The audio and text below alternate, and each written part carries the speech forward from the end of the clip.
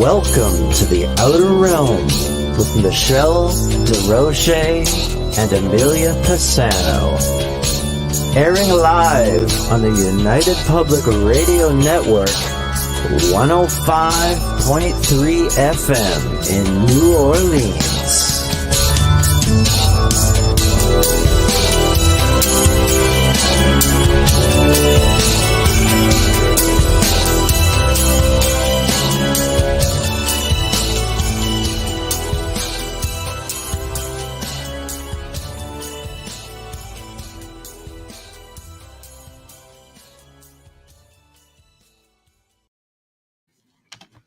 Good evening, everyone. Welcome to the Thursday night edition of The Outer Realm. We are broadcasting live here on United Public Radio Network 105.3 FM from the beautiful city of New Orleans.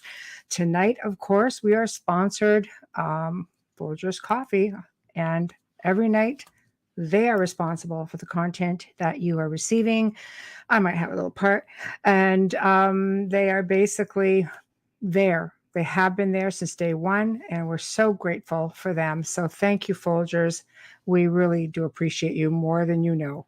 Also, truly honored and grateful to Dr. Snick, a.k.a. Justin Snicker, the Sonic Surgeon, for his award-winning intro and outro. He is a composer of Halloween, horror, sci-fi, and dark wave electronic music, which can be found on any platform that has good music. So thank you, thank you, thank you. You will notice, of course, that my bubbly little companion is not with me again tonight. Not the same without her, let me tell you. I like seeing that little bubbly voice, hearing that bubbly voice and seeing that little bubbly face, but she's not feeling very bubbly lately. She's still down with certain, let's just say, pandemic has hit her, and it's not going away anytime soon. So anyway, let's send her lots of love and light and hope that she can get herself all straightened out, because we certainly do miss her. I see chat is starting to fill up. Wayne, Tamara, Mike, Walker, hello. I know. Tamara says hi. Poor Bubbles. I know. It's just not the same. So love and light from everyone. Thanks, Mike. And yeah, hopefully, she'll be back at it next week. Otherwise, we're going to have to go beat that bloody thing out of her. So anyway, to everybody who has joined the new project pages, Team Templar North America, thank you.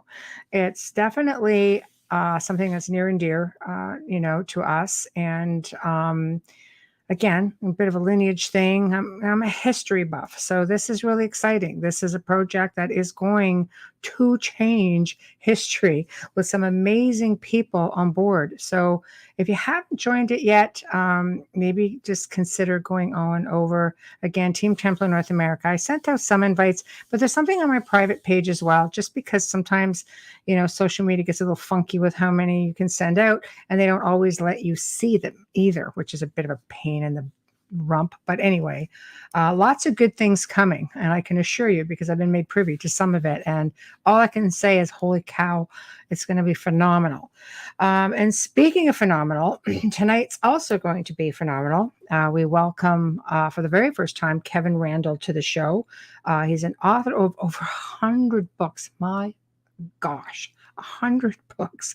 He's a retired lieutenant colonel of the United States Air Force, has a PhD in psychology, and he's going to be discussing his new book, which basically are UFO sighting and events around Levelland, Texas. And that's the new book. So it's basically going to be super exciting. He just basically figures not enough was done, and he's going to be talking about some of this this evening. Hey, Tyler. So to get into the action, people, you have to get on one of our many platforms. So tonight we are on, let's start with YouTube. Mine, which is just under Michelle DeRoche at the Outer Realm, which is really an archive page. So go check it out. Everything's all in one spot if you need it. UFO Paranormal, that's also YouTube. That's the network's main page. UFO Gods and Extraterrestrials tonight. Heading over to Facebook, we have news on the flip side. We have UFO Paranormal Radio / United Public Radio, Canada's Most Haunted, again, moi. Joe Montaldo, UFO Undercover as well. So just check out one of those places and, be able to see your comments come up. We'll put them up, so Kevin may see them. And we're just waiting for him to come in. So a little bit about the author. Basically, he's a prominent ufologist within the UFO community, often regarded as one of the preeminent experts on the reported crash of a UFO near Roswell, New Mexico in July of 1947. He's a professional best-selling author with over 100 books to his name, has a PhD in psychology, was in the United States Air Force and National Guard, where he held rank of lieutenant colonel before retiring in 2009. The book basically goes back on November 2nd, 1957, a series of sightings of glowing egg-shaped object was seen around the West Texas town of Levelland, USA. Multiple witnesses. Oh, and here he is. Well, we'll let him tell you himself. Hello. Hello. How are you? I'm fine, and you? I'm much better now. So, you're looking somewhat gothic. oh, thank you. The whole house is like this, actually. So I know it's just, my little piece of heaven, but I'm like glad to share it with everybody. It also helps with the sound. It doesn't sound like I'm in a tin box. We came from a radio station and everything just seemed to echo. So it's like, I think the house might be better. It's got 3-foot thick walls, and that's bound to get me some buffering. I would think so. Yeah, fingers crossed.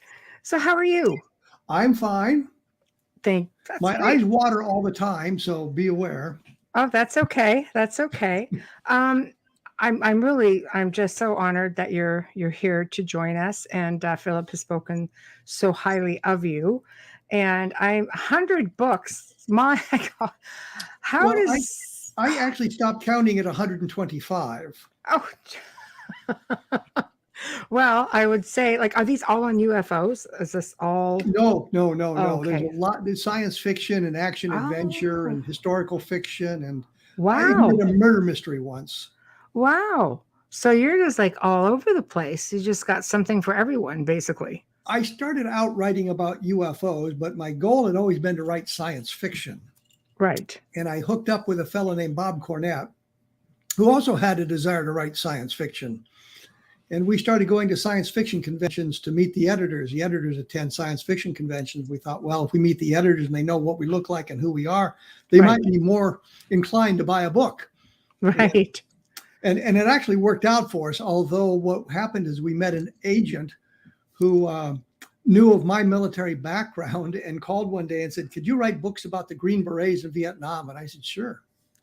If she'd called and said, can you write books about nurses in hospitals? I would have said, sure.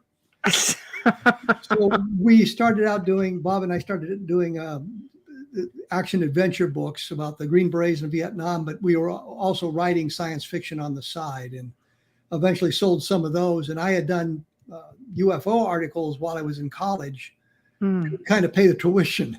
Right. And so I did a collection of those articles in a book called the UFO Case Book in 1989 and got invited to participate in the QFOS investigation of the Roswell case. And from there, the UFO thing kind of exploded. And I've done about 30 books on UFOs. Right.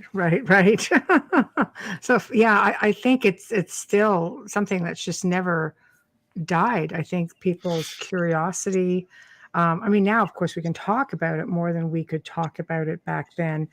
They weren't as open about it. But before we move on, here we go. There we go, Tyler. Hello, sir. How may I get your books? I like that. That's very proper, Tyler. Yes, thank you. Amazon, of course. There we go. So just, get over to Amazon. Kevin Randle. Good deals on the UFO books on Amazon. For if you have a Kindle reader, you can get them now. Right.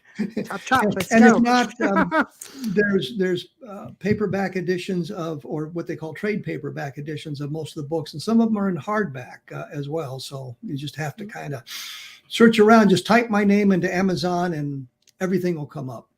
There we go. So now we're going to get into the meat and potatoes of everything. And before we do that, I do want to take the time to thank you so much for your service. Oh, thank you. my goodness, to retire as lieutenant colonel is just like a big wow. And Well, gosh, I could have done better if I hadn't started out as an enlisted soldier. right, right. I think you did okay. You just flew on with everything. My gosh, I mean, you have a degree in psychology. Where'd you find the time to do that when you're writing 125 books and in service? Well, a lot of the books were written on a computer, so that's Right. sped things up. Right. Well, there we go. So let's get the show on the road. Where would you like to start with this journey? Obviously UFOs, you were writing this in college, and this is something that just grew, and you became an authority on Roswell. And were you writing anything else based on experiences before that, or did it really start with Roswell? The action adventure books started out kind of based on my experiences in Vietnam. Right. I drew a lot of that, put in the books a lot of that information, which helped underscore the reality of the books. I mean, it was written by somebody who was there, and I could describe the places as they actually existed, not as you saw them on the news or read about them in another book. Right. The UFO stuff had always interested me, and I had been studying UFOs since basically I was in high school, and I just wanted to write books, or write stories about them. And there was, in the 1970s, when I was going to college, there was 6 or 7 magazines that dealt with UFOs, from Argosie's UFO, Truths, Flying Saucers and UFOs, and Saga Magazine and Saga's UFO Report, Official UFO.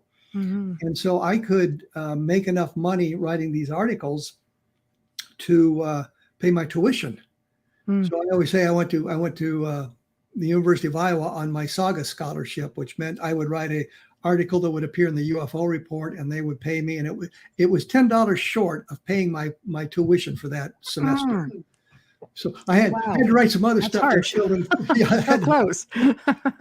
Right. But it's always been an interest, and I always wanted to write about that.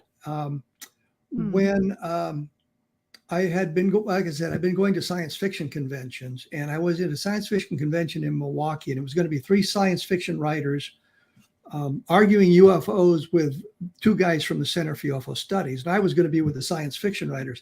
I think one of them was actually George R.R. Martin before he became George R.R. Martin. Wow. The other one was Frederick Pohl. So I was in very good company there. Right. When the guy showed up from KUFOS, there was only one guy, Don Schmidt. And I thought, well, it's not fair 3 of us ganging up on him. And it's a debate, so I switched sides and debated the reality of UFOs with Don Schmidt. Well, not long after that, I got a call from the Center for UFO Studies and said they were going to reopen the Roswell investigation because there were many witnesses who had not been interviewed. Right. There was a lot of additional work to be done. And since I had a military background, that would be valuable, talking to these people who were in the military at the time of the UFO event. Many of them were retired military, and I could relate to them better than a civilian. I would understand the lingo. And one of the examples of that, in the first book on Roswell, they described Colonel Thomas DuBose as General Ramey's aide. And I knew that a brigadier general does not have a full colonel as an aide. The chief of staff of the Air Force or the Army would have a full colonel as an aide, but a brigadier general would have a first lieutenant or a captain in his aide. So I knew DuBose was not his aide, and discovered he was the chief of staff of the 8th Air Force, which is a much more prestigious and higher position than the aide to the commanding general. Wow. So that was the kind of expertise I brought to it. So they invited me to their investigation, and Don and I went down to Roswell thinking we were going to solve this thing immediately, that clearly there was some terrestrial explanation. And of course, it had come out in the 1940s, late 1947, that it was a weather balloon or some kind of misidentified weather observation device. And we thought that's going to be it. We hadn't really looked at the Roswell incident because we didn't want to contaminate our investigation with that information. We wanted to come into it clean because we knew who to talk to and that sort of thing. We spent several days down there. We talked to a number of people. Didn't go very well. We were supposed to meet Frank Joyce, who was a reporter in 1947 at one of the stations in Roswell, and had a story to tell, but he called and begged off. He was sick that that weekend we were there, and we met with a group of people who were not really UFO oriented. They were more New Age oriented. So that wasn't helpful at all. Right. We met with Cliff Stone, who said about lecturing us on UFOs. We really didn't need a lecture from Cliff Stone. Right. And we figured this is just, this is bogus. There's nothing going on. Then we met Bill Brazel, son of Mac Brazel. We sat down with him and we talked to him for an hour and 15 minutes, hour and 30 minutes. Have it all on tape, by the way. Nice. And, turned the whole thing around. So as we were going back to Albuquerque to catch our planes to come home, I said to Don, we've got to come back. We haven't gotten very far. And then in the next trip, we were able to meet with the daughters of the sheriff, George Wilcox. We were able to meet with a number of other people, Walter Hott, and we're gathering more and more information. We hadn't really changed our mind. We still thought there was going to be a terrestrial explanation, but we were talking to an awful lot of people who were directly involved. Walter Hott, of course, wrote the press release. One of the daughters, Phyllis McGuire, was actually in the sheriff's office when Mac Brazel showed up to tell him about what he had found in his field and a sample of the debris. So we're talking to people who are now directly involved. And of course, we met again with Bill Brazel, which is kind of funny. He was going to take us out and show us where the thing had crashed. We're going to go out to the actual debris field. People have said, well, you guys don't really know where it is. And I'm thinking, yeah, Bill Brazel took us out there and said, this is where I found it. Wow. So pretty sure that we were there. Right. But we're driving across country in this pickup truck. It's 8 o'clock in the morning. And Bill says to Don and me, you boys want a beer? And that's when the good stuff happens. Don is pretty much a teetotaler. And I'm thinking, well, if Bill Brazel's going to have a beer, one of us better have a beer with him. That's right. One of my favorite drinks at breakfast is warm beer. Right. But so I had a beer and he took us out there. He told us what he had seen and what had happened from that point of view. And we met a number of other people. So we had to keep scheduling trips to come down because we were gathering more and more data and we were getting more and more leads and more people to talk to. On our second trip, we met with Frank Joyce. He was feeling better and we met with him in Albuquerque and had a nice discussion with him. And I mean, he was there and received the press release from Walter Hott. For some reason, I kept on saying Bill Brazel from Walter Hott. And what was interesting is Walter apparently I think he phoned it to the news media in Roswell, the two radio stations, the two newspaper. He says sometimes he said, well, he took it around to each of the people, and other times he said he phoned it to them. And I think he phoned it because there's discrepancies between the press release that George Walsh had sent off over his wire and the press release that Frank Joyce sent out over his wire. There's discrepancies in it. So it seems to be that it's he dictated it over the phone and they were scribbling it down quickly. And so there are differences that are just really irrelevant, but there are differences. But the point simply is they put it on the wire. I mean, we're talking to guys who put it on the wire. We're talking to guys who interviewed Mac Brazel back in 1947, and we're getting more and more data. And it suddenly became clear to us that it's not going to be explainable by a weather balloon. We went to White Sands and talked to them about what they were launching at the time because they were firing missiles and rockets. And for those of you who don't know, a missile has a guidance system and a rocket doesn't. Just a little bit of trivia we picked up at White Sands, talking to the people there about what they did. And they had a complete record of all their launches of rockets and missiles in 1947. And they gave us a copy of that. There was nothing missing, so it wasn't that. We talked to a possibility of experimental aircraft that had crashed. We talked about all kinds of things. The Air Force finally did the ultimate investigation for us in that respect in 1995 when they did their report on Roswell. They wrote in their big, thick book that they had eliminated the possibility of an aircraft accident, both civilian and military or experimental. They eliminated all kinds of things, which we had already done, but they verified that. So they're left with only one thing, which was Project Mogul, this balloon array. And we'd pretty well eliminated that ourselves prior to that. So it became clear to us that there was no terrestrial explanation. I talked to Edwin Easley. He was a retired colonel. He'd been the provost marshal in Roswell in 1947, the provost marshal being like the chief of police.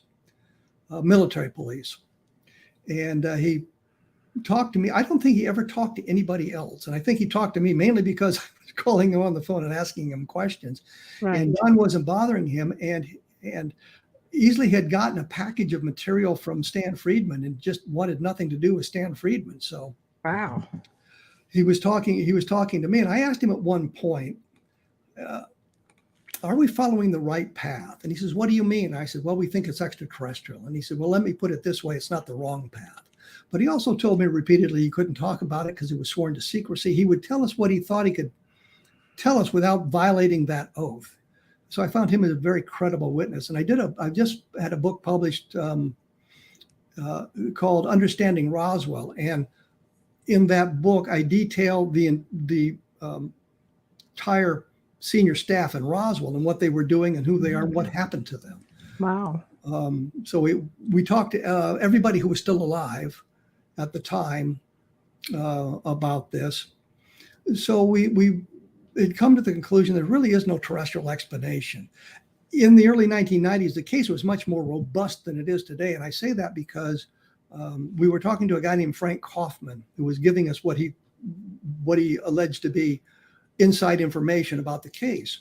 And it was fascinating stuff. Unfortunately, he was making it all up.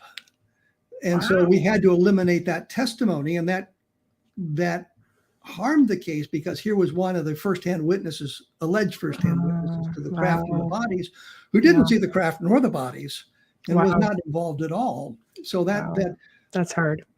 But the real point is we were the ones that exposed him. I mean, the skeptics and the debunkers said, well, you can't believe Frank Kaufman. And we'd say, why? Well, he just came about from, there can't be alien visitation, ergo what he's telling you has to be a lie.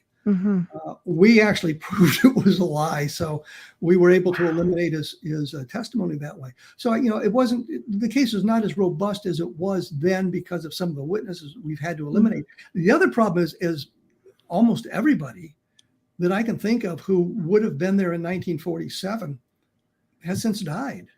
We've lost everybody. Right. We're talking guys who would be in their 90s or older now to talk to them, because it was 75 years ago, and you've got to figure that the people at Roswell involved in this would have been at over 20.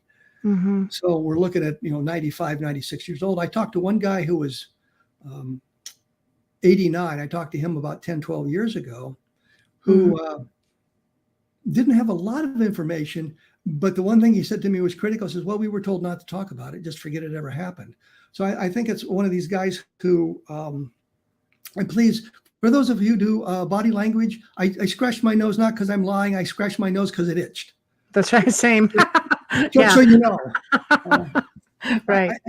I know you're not supposed to touch your face in these events, but I did that anyway. I'd be in trouble. I'm always at it. but the point simply is, I talked to one guy who was 96 years old when I interviewed him. Right. A guy named Curry Holden. His first name was William, and so he always went by W. Curry Holden for the obvious reason. For those of you who don't know, there was a big actor named William Holden. Maybe it's true. 1950s. I'm aging myself now. Yeah, absolutely. Well, I think my hair gives me away, so there you go. But I talked to him at 96. I was very careful when I talked to him because I understood that, as we've seen recently, that those people in their older years are sometimes easily confused and go off on tangents. And I really hesitate to talk about that because I'm reaching that point myself. Right. But Holden said that he was there and he saw it all. And I had a preliminary conversation with him. He was 96. His goal was to live to be 100. I think he died within 3 months of me having interviewed him. Had plenty to go back. Now his daughter, Jane Holden, I forget what her married name is. Mark Rodiger from the center interviewed her, and she said, well, my father become easily confused in his later years, and you had to be careful with that. I was aware of that problem, and I tried to ask the questions without leading them, very generic questions. So we had to look at all that. I think that we've been careful in that, but the real point is as we got deeper into this and talked to those people, a lot of it we have on tape, audio tape, more of it we have on videotape. This was before we were doing everything digitally and had cell phones. For those of you who don't remember, you used to have to pay long distance charges. And my phone bills were ridiculous. Yeah. Calling people long distance. Now you call around the world for free practically, and you can record the conversation on your phone. And I've done that more than once. Right. Or you can talk to the people face to face. That's right. Can you use Skype? Just type Skype into your search engine and log on, and we'll talk. Like what? What's a search engine? No. Some people get very confused with that. We know what that is. Yes. But in talking to the people, one people would say, "Have you talked to Sheridan Cavett?" He went with Marcel out to the debris field with Mac Brazel that first day in Roswell. And for the longest time, I said, "No, I haven't talked to him. I haven't called him. I want to meet him in person." And they said, "Why?" And I said, "I want to watch his body language, and I want to be there so I can see his reactions." So we finally caught up with him in Arizona, right outside Fort Huachuca, which is the big Army's intelligence center. Cavett had been a counterintelligence guy at Roswell in 1947 and trained, I guess, at Hullaburg, which is on the East Coast. But they were wintering in Sierra Vista, Arizona, which is outside the gate of Fort Huachuca, because as retired military, he could use the facilities. I know this because as retired military, he can use the facilities on the bases. But so we did see him and met him there in Sierra Vista, and he nice fellow, and we talked to him again in his home in Sequim, Washington. But what I'm getting at here is the reason I wanted to talk to him in person. There's only one point where that was actually valuable. And we were talking about the crash and the bodies. And I said something about the bodies. And he said he got very nervous when I brought that up. And he leaned forward, he picked the magazine up off the coffee table. He threw it back down. He says, "Bill Rickett tell you that?" Bill Rickett being the NCOIC of the counterintelligence officer, worked directly under Cavett.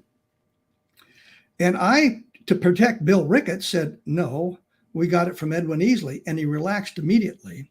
And I know I'd blown the interview at that point, but I also got to watch his reaction. So we saw his nervousness as we broached the topic of the bodies in the debris field.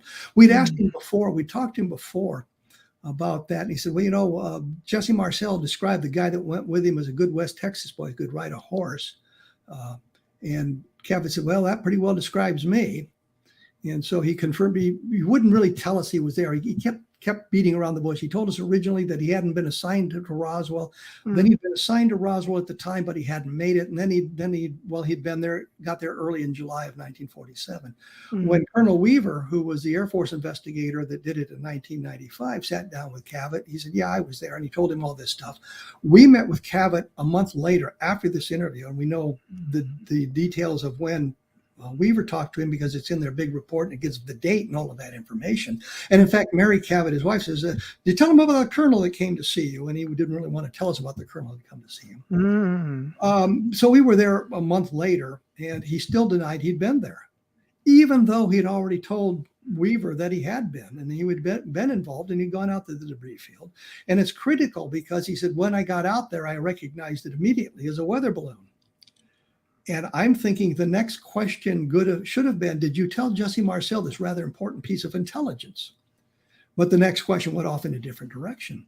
Well, the reason this is important, because as I was working on Understanding Roswell, the book, I realized that Mac Brazel on that first day brought samples of the debris to the sheriff's office. Phyllis McGuire, the daughter of the sheriff that I'd mentioned earlier, had been in the office, and she saw the debris when it was brought in. She knows what it looked like. But the real point is she saw the debris brought into the office. So now we have Marcel coming out to the sheriff's office, seeing the debris, being confused by it, going back and telling his commander Blanchard what was going on. And Blanchard said, "Well, go on out there and see what's happened and take the new guy," meaning Cavett. Right. So then they both go to the sheriff's office to meet with Brazel. So now Cavett's seen the debris.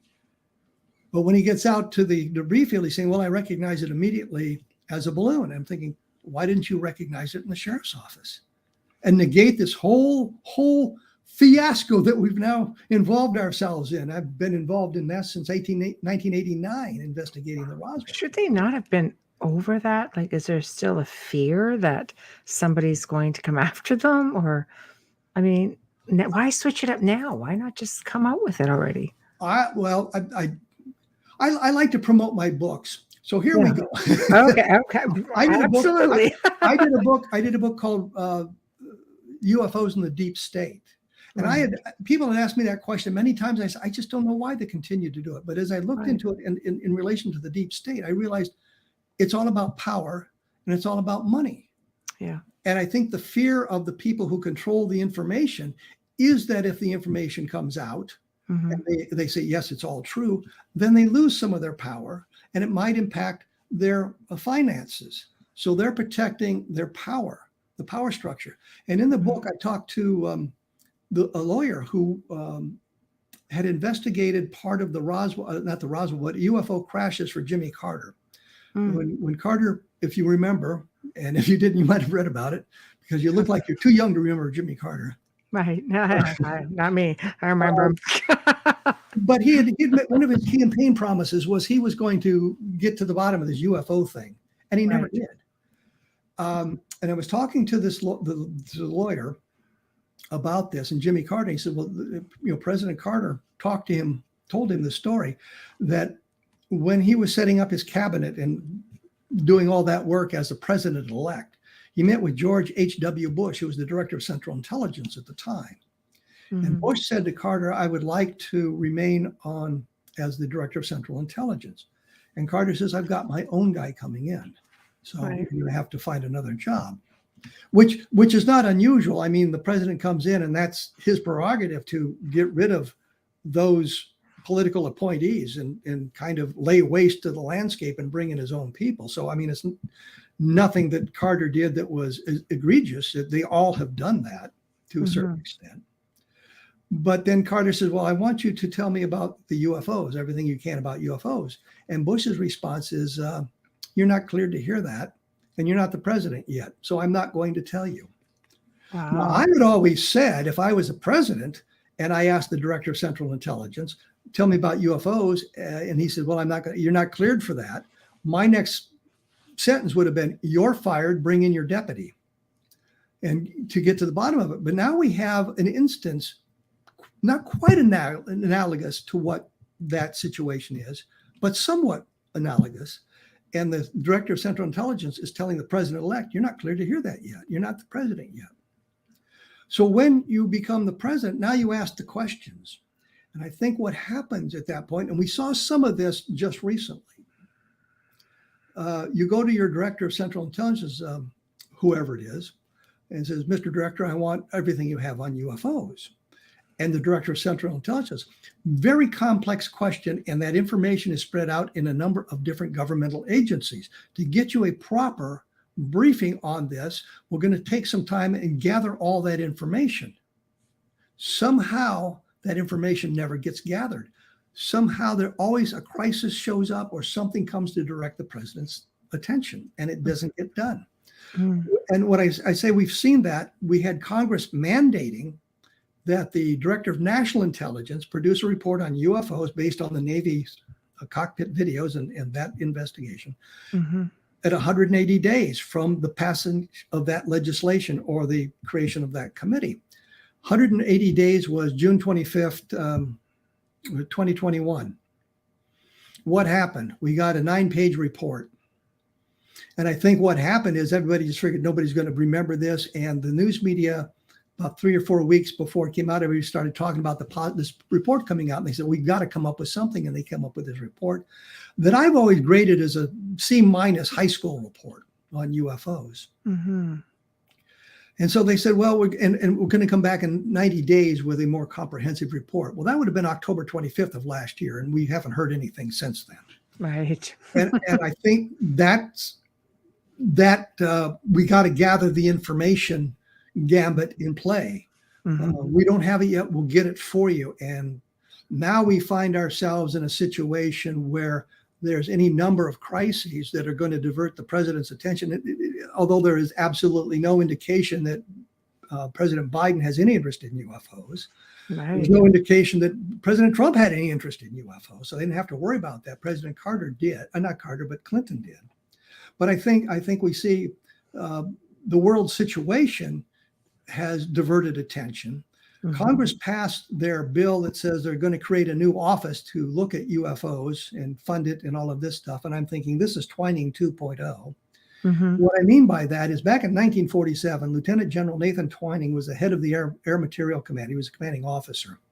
And when the UFO situation manifested itself after Kenneth Arnold made a big deal out of it, or the news media or whoever did, there was a report called the Estimate of the Situation. And what it was an intelligence analysis. Here's a whole bunch of inexplicable reports. And it was sent to General Twining at the Air Materiel Command because he had all the intelligence function under his direct authority there at Air Materiel Command. Not all of it, but he had a lot of it there. And so they reviewed that material. And on September 23rd, I believe it was 1947, they issued a letter signed by Twining. I think it was probably written by Colonel Howard McCoy. But at one point it says the phenomenon is nothing illusionary or fictitious. It's something real. Mm-hmm. And we're going to set up an office to investigate. And it's going to have a priority of a 2A priority, and it's going to have a classification. The name is going to be classified, which was Project Sign. And the name, if you go back and look at the newspapers and the magazine articles from the time, they talk about Project Saucer. That was the public name of this office. Right. But that's where we are today. We're 75 years down the road, and now we're setting up a new office to investigate UFOs. Which we've always known was there. Well, I mean, it's the same thing. Right. They're not looking at the history of the phenomenon, which they should be doing. Right. There's an awful lot of good cases that should have been reviewed properly. They're going to talk about the Condon Committee, which was the University of Colorado study that was commissioned in 1967 at the University of Colorado. Mm-hmm. Right. Dr. Condon, right, for $500,000 to study UFOs. And what we know based on the documentation that's available, and a lot of this is on my blog, you just type in the Hippler letter. It's Hippler, Lieutenant Colonel Hippler, Robert Hippler. And it's the letter's laid out there, and he's writing to the Condon Committee and says, here's what we'd like you to find. There's no national security implications. The Air Force has done a good job of investigating UFOs, and there's nothing to be learned by continued study. It should be shut down. Lo and behold, 18 months later, when the Condon Committee issues their report, they say there's no national security implications, which they knew was a lie. They said the Air Force has done a good job of investigating UFOs, which they may not have known a lie. They may have known was a lie, but they believed it. And we know because we have access to the Blue Book files, they didn't do a very good job. And nothing new could be learned except one of their reports. Mm-hmm. This always cracked me up. One of the sightings they solved by saying it was a natural phenomenon so rare it had never been seen before or since. And I'm thinking there's something of scientific significance that could be learned by studying UFOs based on your conclusion of this report. Mm-hmm. And so for the longest time, we had to put up with, well, the scientists have looked at it and there's nothing to it. Well, the scientists didn't really look at it. They did a public relations job for the Air Force. And we also know that there's many, many cases that were sent to the military that never ended up in Project Blue Book. Alan Hynek, who was a consultant to Blue Book, said repeatedly that he knew there were cases that were not going to Blue Book. He would hear things at the Blue Book office or in the intelligence arena there at Wright-Patterson Air Force Base, and he knew there were cases coming in, and they didn't go anywhere. And we had an example of that with the Lonnie Zamora case in 1964, April 24th, which is coming up in 3 days, anniversary of the Lonnie Zamora landing. There was another case in La Madera, which is, I think, around Santa Fe, New Mexico. It's up the interstate a ways from Socorro. It's not that far away, but it was the next night or something like that with a landing and landing traces. Hynek wanted to go investigate that. And they said, no, you're just there to do Socorro, come home. There's another case that's getting publicity, and he's not allowed to go take a look at it. Right. So we know that kind of stuff went on. Yes, there's a blue book file on that case, but it's not very comprehensive. And they said they solved it because it was teenage boys burning rags in the distance. Right. One of the more ludicrous things. But I mean, so the point is, the reason we don't know more is, I believe it has to do with the power structure in Washington, D.C. And if you look at who goes from administration to administration, the upper level bureaucrats, not the secretaries of defense or the secretary of state, but the upper level bureaucrats who are there from administration to administration to administration, are controlling a lot of this information, and it helps them retain their power by knowing this. And if they admit that there's alien spacecraft coming to Earth, that tells us that there's a technology that is far superior to ours. And we know, based on Earth history, anytime a technologically superior civilization comes in contact with a more primitive technological society, that more primitive society ceases to exist by the mere introduction of the technology. Right. And we can look at with the Plains Indians. A clay pot is not nearly as good a cooking vessel as a steel pot, Right. or an iron pot. Mm-hmm. But the Plains Indians didn't have the technology to create iron. So they had to rely on our technology, the European technology, the American technology, to supply those things to them that they needed. Yes, there were tribes on the East Coast that were much more technologically advanced than those on the plains. And I think they were mining copper and other metals like that. So they had that kind of knowledge, but it turns out firearms were superior to bows and arrows, and of course, had the Spanish not introduced the horse, Yes, which I think radically altered the civilizations. absolutely. The introduction of the horse made many of the tribes much more nomadic. Mm-hmm. So we can see that. I think that lesson is not lost on those in the power structure. So they want to retain that power. So that's why we don't have the answers, and why I don't think disclosure is coming, much to Richard Dolan's probably annoyance. But I think it's the only way disclosure is going to happen is when the aliens land and said, here we are, and there's nothing that they can do to hide it. The preliminary disclosure to me was just here's a little snippet for you. That's all we're giving you. Unfortunately, like I say this like constantly, everybody's usually has one of these now, and they're out getting their own.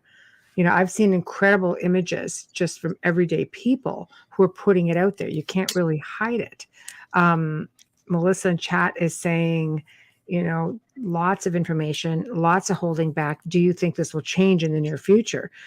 And basically, you've answered the question by saying, unless they drop right down on the roof of the White House for everybody to see it, it's not going to happen. Well, we have seen in the last year, what they are doing is the same thing they did 75 years ago, which suppressed the information. I think we are getting our attention diverted now. I think it's coincidental. I don't think they engineered some of the crises we are falling into. But we have inflation running rampant. We have gas prices going up exponentially. We have the border being flooded by people crossing illegally. We've got the war in Ukraine, all these diversions, and our government has to respond to those things, which are much more important or imperative than worrying about the possibility of aliens landing tomorrow. They haven't landed to make themselves known universally in 75 years or longer, depending on when you want to go back to begin the beginning of modern era. But they haven't attempted any kind of communication with us at this point. And I know from my intelligence work that even though you know the answers, if the person isn't cleared to know the answers, you lie to them. And I had that. I was an intelligence officer at Richard Air Force Base, which was outside Kansas City. And got a call. They wanted to talk to a reporter wanted to talk to intelligence officer. And I think I was the senior intelligence officer present at the time, which is not that big a deal. but Right. so the call was transferred to me, and the guy's telling me about this event that had happened, and I forget what it was. And I said to him, I have no knowledge of that. And he was calling me all kinds of names. I knew perfectly well who he was talking to. I had the classified document sitting in front of me. I knew exactly what he was talking about, but because it was classified and the information came from a classified source, I had to deny everything because it was classified. Right. And he wanted somebody to go on the record and say, yes, this is what's going on.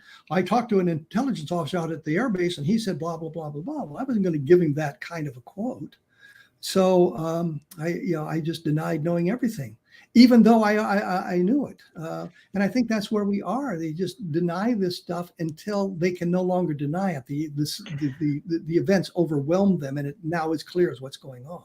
But there've been so many whistleblowers. I mean, you look at, Paul Hellyer, Canadian Minister of Defense, rest in peace, because I know we just passed recently in the last few months. He just came right out and said it. It's like, nope, they're there. How many retired military, personnel, astronauts, so many people coming forward and saying, no, it's all there. We've seen it. They're finally just doing it. It's like, wow. But the problem is we have 75 years of denial. Yeah. 75 years of the curtain of ridicule coming down. Right. So you look at Paul Hellyer, and what did the Canadian government and other officials say about him? Right. Which undermined his credibility. And we have a lot of that going, especially. Which is expected. It's hard to argue with Edgar Mitchell, for sure. but almost any other military officer that you would talk to when he came out, you would find him belittled by his colleagues. We talked to retired Brigadier General Arthur Exon, who gave us an awful lot of information about Roswell.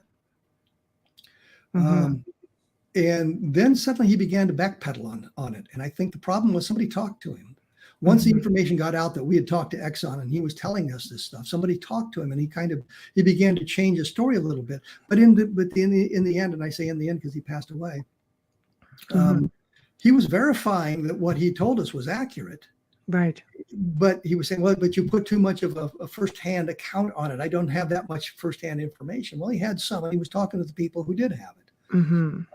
But you've got that to deal with. And I think the reason the Air Force never talked to him during their investigation in 1995 is they didn't want to have to attack the credibility of an Air Force Brigadier General, a retired Brigadier General, nonetheless.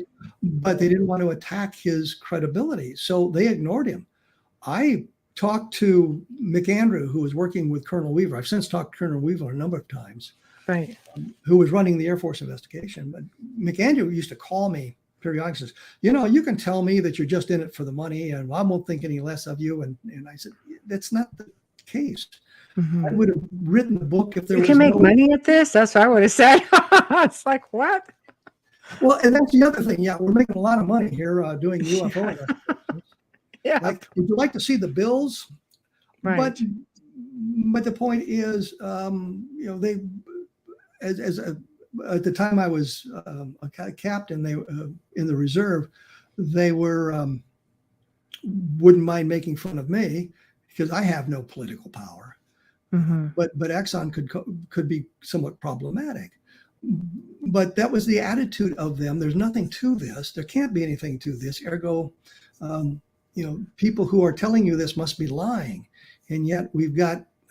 I mentioned Major Easley, Colonel Easley. He retired as a full colonel, talking to us about it. Patrick Saunders, same thing. He was the base adjutant in 1947, and on the flyleaf of both the UFO crash at Roswell and the truth about the UFO crash at Roswell, he wrote on the flyleaf of these books, and he bought copies of these books, and he sent them to his relatives and his friends, explaining what's going on.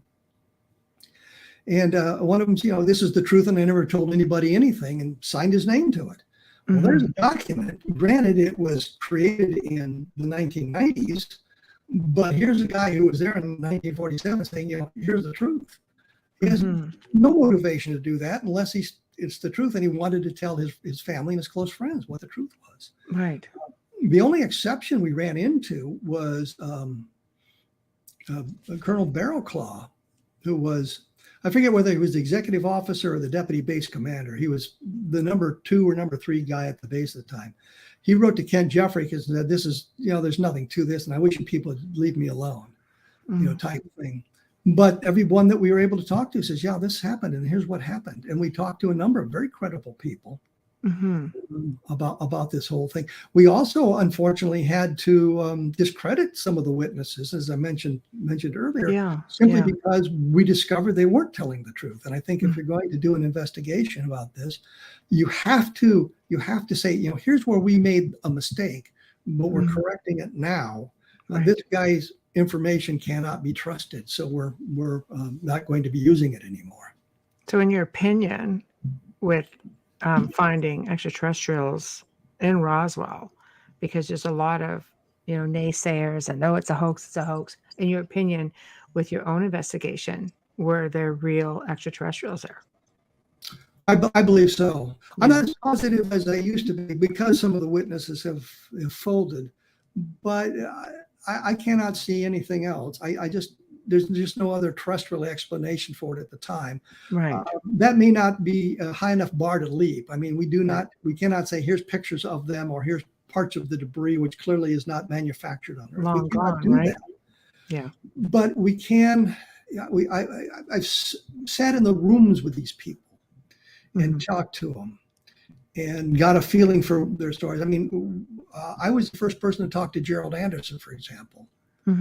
And in discussing his testimony with Don Schmidt, I said, this just doesn't feel right.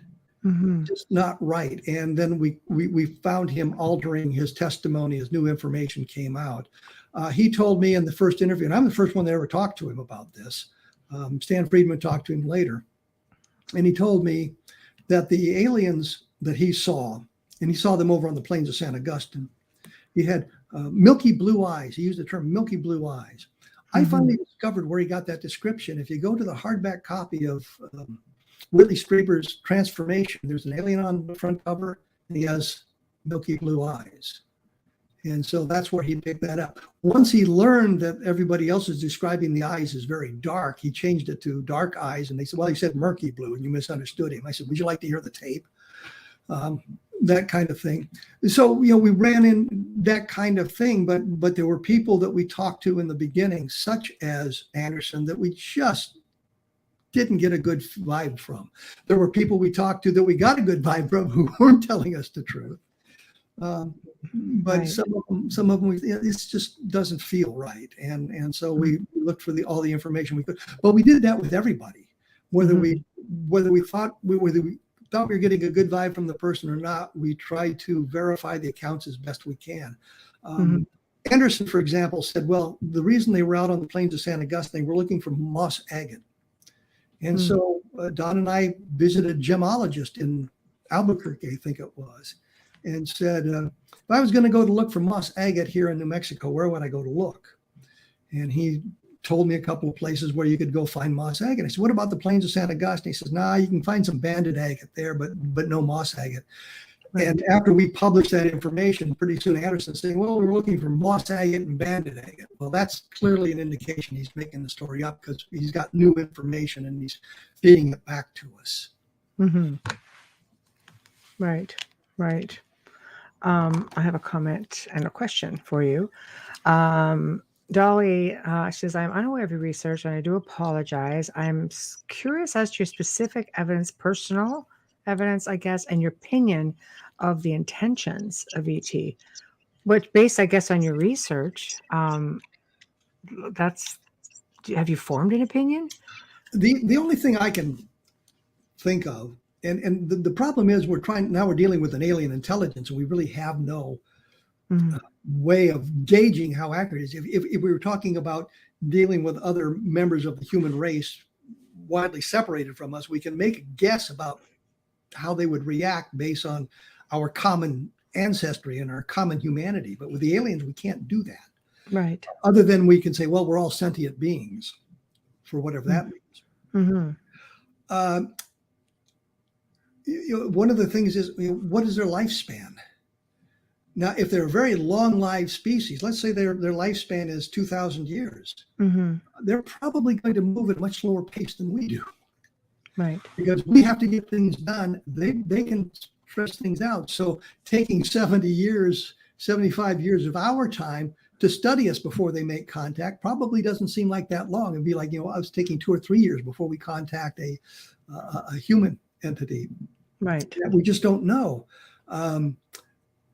I stray away from the abduction phenomenon because there are so many different avenues. I think it was John Mack who said there was a curious matching between the abductees and the researchers, meaning that John Mack got aliens with sort of an Eastern philosophy, and Bud Hopkins got the cold, calculating scientific aliens, and David Jacobs got the aliens who are creating hybrids to take over the earth or whatever they're going to do.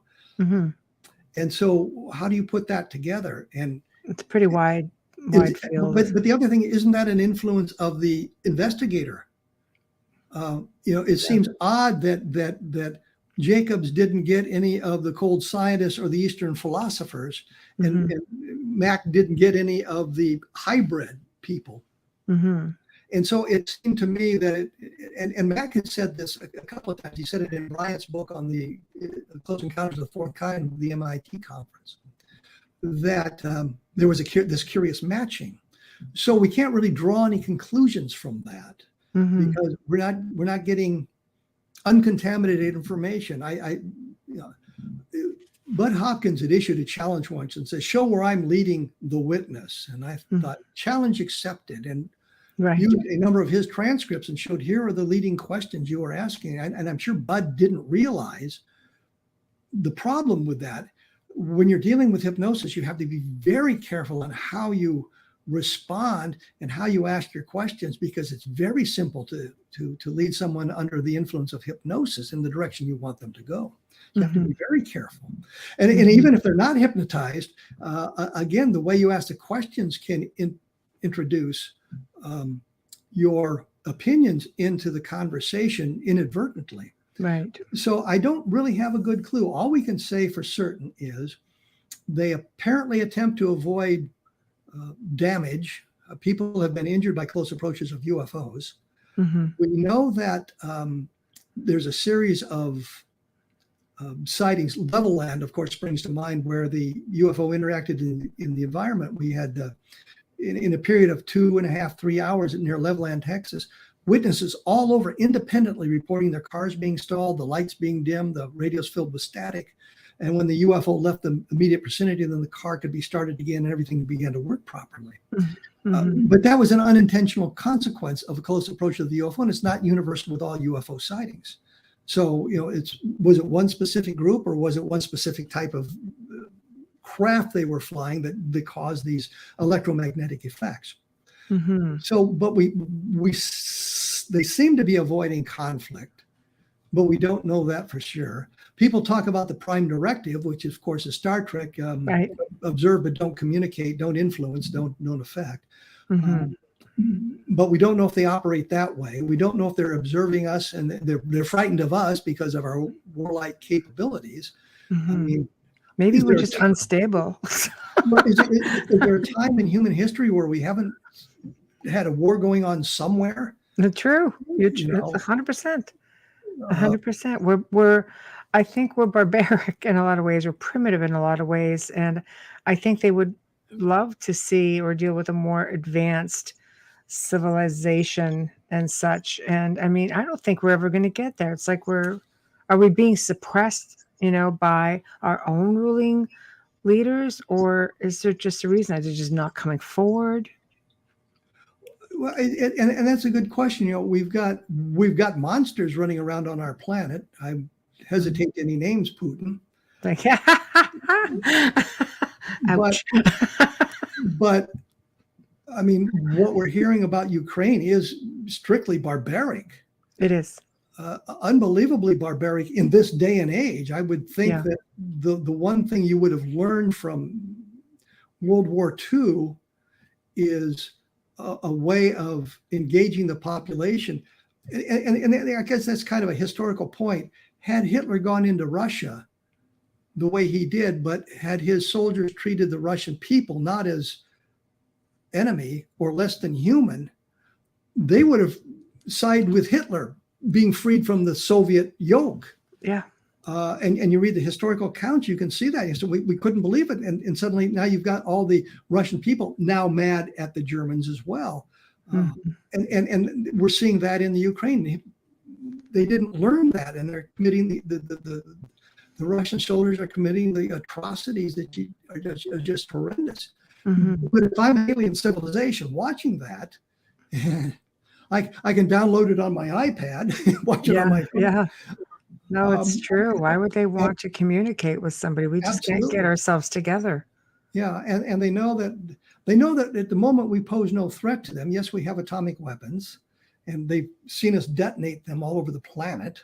We have a capability of rockets throughout our solar system. And in fact, we actually launched one, I think has finally left the solar system. One of the Viking probes, I think it was, finally left the confines of the solar system after traveling for 75 years because the solar system is so large. Right. And they expect it to make contact with another civilization in 80,000 years. So we pose no threat to them because we can't get out of the solar system. We can get to Mars. We can get to the outer planets. We can do all of that, but we really have no capability of going interstellar distances at this point. Right. So we pose no threat to them. Right. At this point, the movie "The Day the Earth Stood Still," the good one from 1951, not the I remember it. Reeves was in. Not like I'm not old people, but I do love classics. Well, that movie was just on classic movies 2 or 3 weeks ago, and I watched it again. Right. But it's clear that they're talking interplanetary distances. Yes. Did he come from Mars or Venus? And in 1951, we didn't know Venus was 850 degrees Fahrenheit on the surface. Right. It would melt your spacecraft when it landed. Right. And of course, we're still talking about are there canals on Mars, which would be proof of civilization and that sort of thing. So yeah. But the point is they were talking about interplanetary distances, and that posed a threat to these other civilizations in our solar system. We pose no threat to a civilization that is on a planet in another star system. And what star system would that be? Proxima Centauri is the closest star at 4.1 light years. It's part of a triple star system: Alpha Centauri, Beta Centauri, and Proxima Centauri. Earth-like planets or sun-like stars, I think we have to move out to 8 or 9 light years before we get to anything like that. And we just have no capability of traveling those distances. No, I agree. I agree with you. I wouldn't want to communicate with us either. I mean, like, what the hell are you guys doing down there? You're just like a bunch of kids out at recess causing all sort of havoc,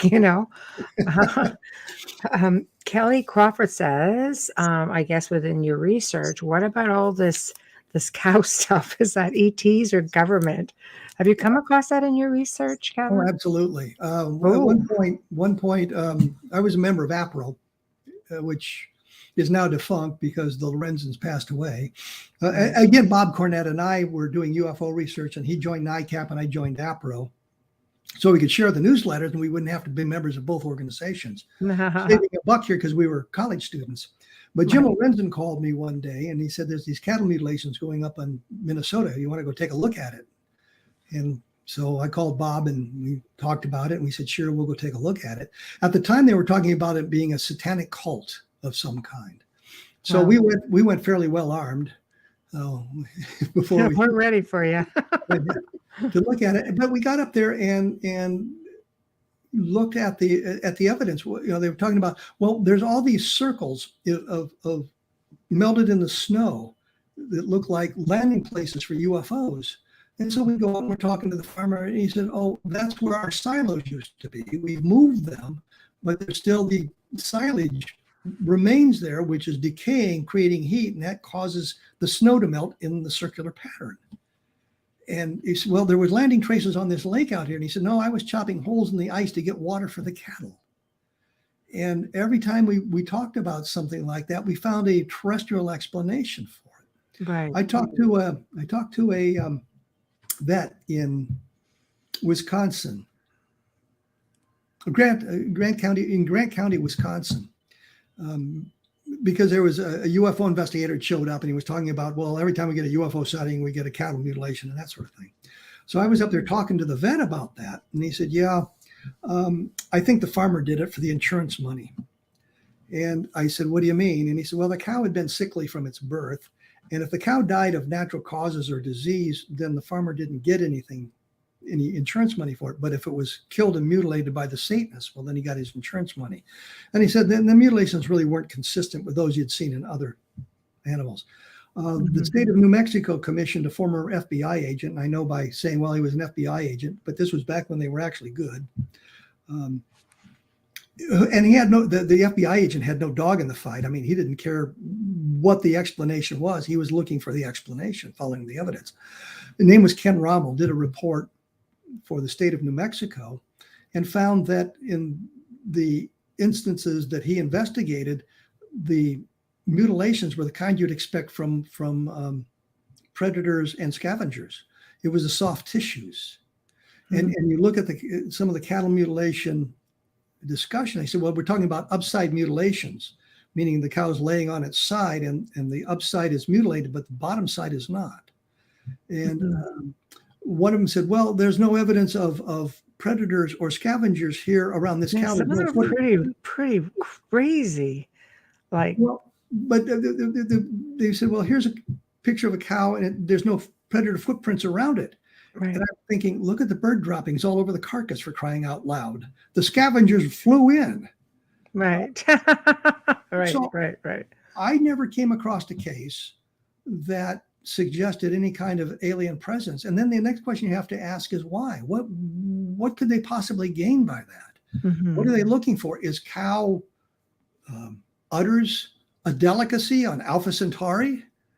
And if so could it be military? Some equipment better on the, I mean, I won't say better on the cows. I don't think it's better to do it to anybody. There was a incident at Dugway in the 60s, I think it was, where some compound, some gas that they were testing escaped and killed a whole bunch of farm animals, I think sheep, and may have killed a couple of people. This is from memory, and I right, no problem. We won't hold you to it. Internet. Come back to have a look at the experiment going bad. Right. So we had to take a look at all that, but I don't think the military, I don't think it's government. I think it's mostly natural predation and scavenging that causes those sorts of things. There was a thing in Washington State, I think around the Seattle area, where somebody did a newspaper article and said that fallout from the atomic detonations in the Pacific, the testing, was causing windshields to be pitted in the Seattle area, and suddenly everybody was seeing this pitting to their windshield, something they'd never seen before. And the explanation was, yeah, that's because you look through the windshield, you don't look at it.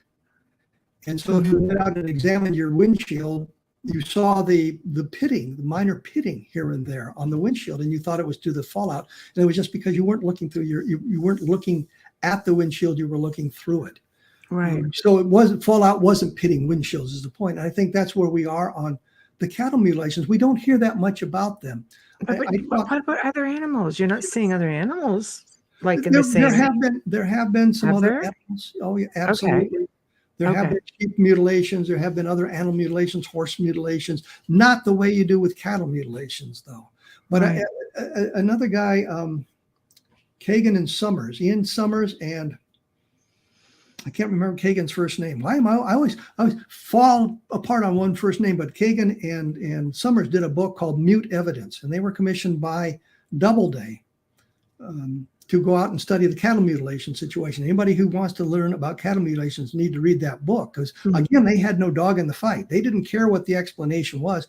They were out there researching it. These are the conclusions they came to, which was in direct conflict with what a number of UFO investigators were saying. Right. They said, yeah, what the vets tell them, what some of the police agencies tell them, what some of the ranchers tell them, this is not anything unusual. So you take a look at all that documentation, and I've looked at all that documentation. I've got a copy of the Randle report, which he actually sent to me, which I thought was kind of funny.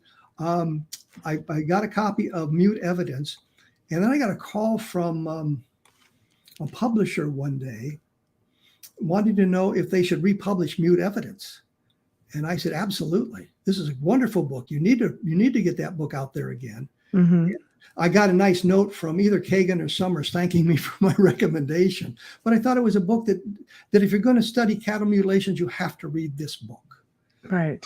And you have to read it with an open mind. You can't say, well, these guys were government agents or whatever. They were paid by a publisher to investigate the cattle mutilations. And clearly the publisher didn't care which way it went. They just wanted the explanation for what was going on. Right. So that's kind of where we are on that. So yeah, so it's there's no agenda. It's just black and white. This is what our findings are. We were asked to do it. Okay. And there's a nice chapter with Leo Sprinkle in there talking about his experiences, and there's Carl Flock has made an appearance in the book, and but it's an interesting read. And if you're going to study cattle mutilations, you want to know what's going on, you need to read those two documents as well as the other things suggesting that the extraterrestrials are involved in cattle mutilations. There we go. There's a very detailed answer for you, Kelly. I'm going to take one little moment because I have to do a station ID. So you are listening to The Outer Realm with myself and Amelia Pisano, minus Amelia Pisano tonight, who's under the weather. Tonight we are joined by Kevin Randle. We're discussing all kinds of fun stuff like Roswell, cattle mutilations. Levelland is going to be coming up very shortly, his new book. So for those tuning in, we hope you're having a good time. The chat room is lighting up. A lot of fantastic people. Kathleen Ann Ball, Kelly, Dolly, Lisa, Marisol, Michelle Millens.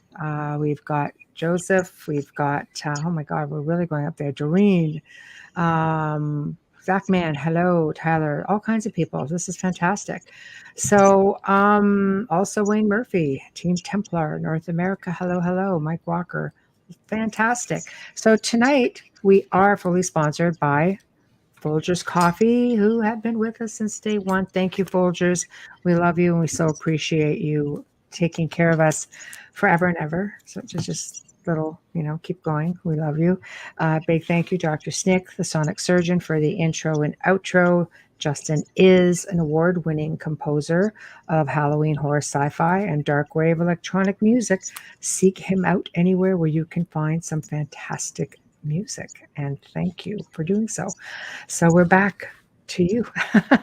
Well, the one thing I have to point out is Levelland is out. Yes. So we're tonight. That's what's next to talk about. Yes. Promote. That's what this is all about. So tell us about Levelland. What prompted you to write about this area? I think it's one of the most important UFO sightings. And the reason I say that is, and I mentioned earlier, that it involves an interaction with the environment. It is about witnesses at separate locations, independently reporting what they had seen, that their car engines were stalled, the headlights dimmed, the radios filled with static. And once the UFO left, then they could start the cars again. The sheriff was involved. And after receiving multiple calls, he in one newspaper account said that he had received hundreds of calls about this UFO. I think it was closer to dozens, but there were a lot of calls. He decided he needed to go out and search the area. I don't want to say look for himself, because it sounds like he got lost and went out looking for himself. But he was in what I call a mini convoy. He had one of the sheriff's cars with a deputy in the car with him. Behind him was the Texas Department of Public Safety. I think that's what they called it in 1957. I think that's right, which is basically the Texas State Police. And behind that car was a car with Air Force officers in it, which hasn't come out until just now. And the sheriff is quoted in the Air Force report on it as seeing an object in the distance, not an object, but a streak of light in the distance for a couple of seconds. In newspaper accounts before the Air Force investigation and afterwards, the sheriff, whose name was Weir Clem, and I hate that name. I wanted something like Jack Armstrong, some good, solid name, as opposed to something sort of regional. But he told reporters that he'd seen an object, a football-shaped or oval-shaped object. When he talked to the Air Force investigator, he talked about a streak of light in the distance, and I think that was kind of coach testimony, probably done by the FBI. And then later on, he was interviewed by a fellow named Don Berliner. And again, in the 1970s, after he'd retired from the sheriff's office, talked about the shape of the object and being much closer to it than the Air Force report suggests. Now, what's interesting about this is another fellow, Don Burlinson, and there's a lot of Dons in this story. And if I really worked at it, I could bring in Don Schmidt and Don Kehoe and have. Yeah, you have to help us keep up. But Don Burlinson talked to the widow of the sheriff around the turn of the century, I think in 2000. And between what she said and what the sheriff's daughter said, he did get much closer. And there may have been landing traces that were not researched properly. The sheriff went out to I think it was a ranch north of town, north of Levelland, where the rancher had found a circular burned area. And of course, the rancher had since passed away, and Burlinson couldn't talk to them, but he talked to the daughter who went with her father out to see the burned area. So we have a firsthand witness about that. So it brings another dimension to the case. But the real point is that Burlinson talked to the guy who'd been the mechanic in the sheriff's office in 1957 and told Burlinson that the day after these events in Levelland, the sheriff came in and wanted his car checked out. The only reason I can think of is the sheriff wanting his car checked out the day after this event was because his car was stalled, and they're looking for an explanation.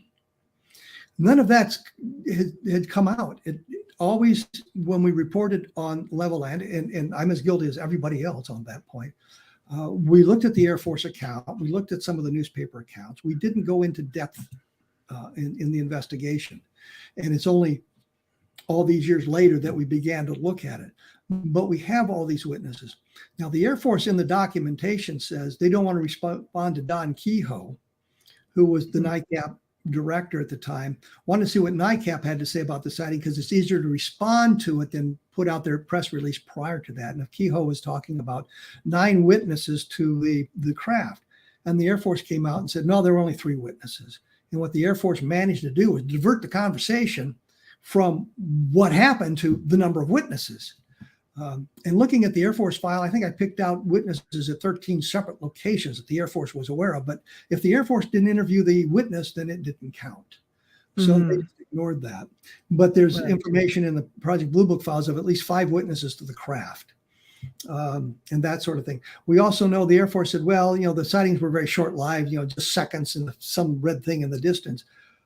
I think one of the witnesses talked about having his car stalled, and he got out to walk toward the craft. Well, he sat in the car for a while. He got outside and looked at his car. He was there for 15 minutes before the craft left. So he got a good look at it. Others talked about minutes, 5 minutes, 10 minutes being around there. And as I said, the sheriff talked about literally dozens of people calling about this thing that had been transpiring in the Levelland area, this glowing red object, which is, I have on the book this bright, it's really kind of a bright orange object, which is a good representation of what most people saw. Talking about that object being close at hand, getting close to them and installing their cars, or at least seeing it in the distance. But the important point really is we've got multiple witnesses, multiple chains of evidence, which is something that we always should look at. We have the eyewitness testimony. Well, that's one chain of evidence. It may not be the best chain of evidence, and we know that eyewitness testimony is often flawed and can be problematic, but it also can be very good. and very Mhm. important. You can't just reject it because, well, we don't want to believe the eyewitnesses.